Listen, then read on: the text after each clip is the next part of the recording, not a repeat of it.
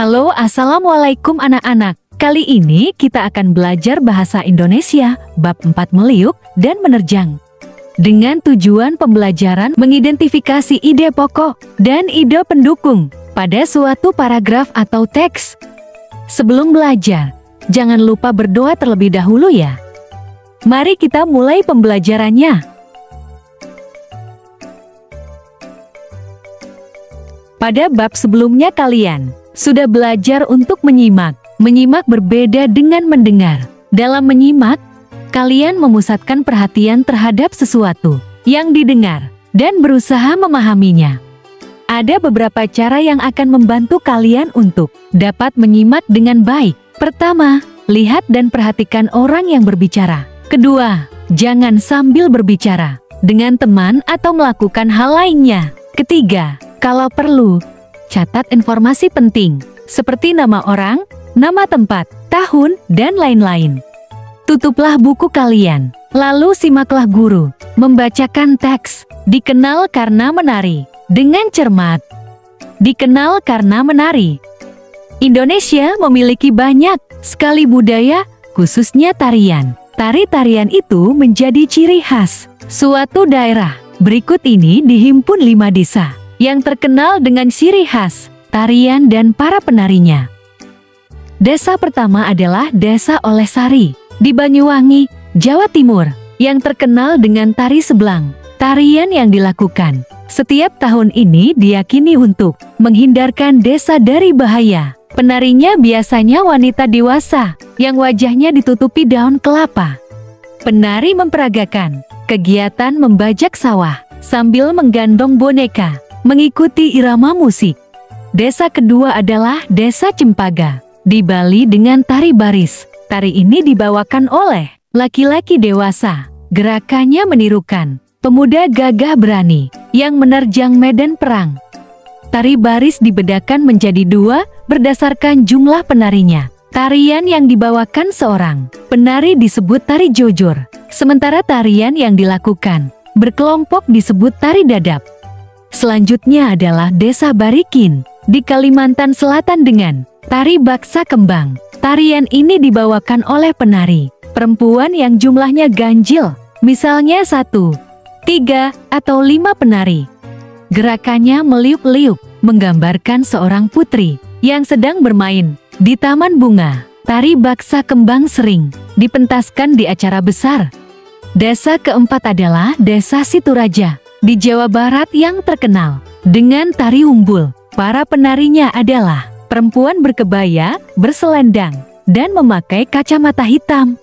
Gerakannya gemulai, menggoyangkan badan, dan sedikit menirukan gerakan pencaksilat. Tari ini mengandung pesan bahwa perempuan juga bisa menjaga diri dengan ilmu bela diri. Desa terakhir adalah Desa Gigieng di Aceh dengan tari Sudati. Fungsi tarian ini bukan hanya sebagai pertunjukan hiburan untuk rakyat, melainkan juga sebagai sarana dakwah untuk mengembangkan ajaran agama Islam. Tari Sudati dibawakan oleh 8 pemuda. Gerakan yang dibawakan menggambarkan seorang chef bersama para pembantunya. Disarikan dari tulisan Niputu Dinanti di travelkompas.com. Jawablah pertanyaan-pertanyaan berikut ini dan tuliskan di buku kalian. Pertama, sebutkan nama-nama desa yang diceritakan tersebut dan nama tarian masing-masing.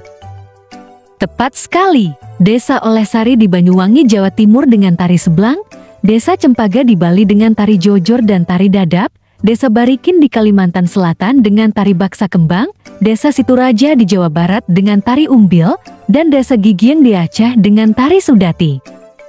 Kedua, berapakah jumlah penari pada tari Sudati?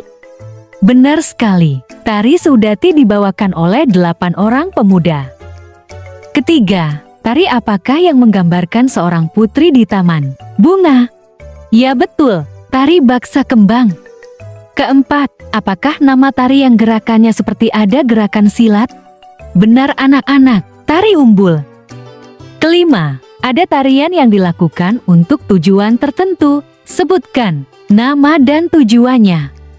Benar, tari Sudati fungsi tarian ini bukan hanya sebagai pertunjukan hiburan untuk rakyat, melainkan juga sebagai sarana dakwah untuk mengembangkan ajaran agama Islam.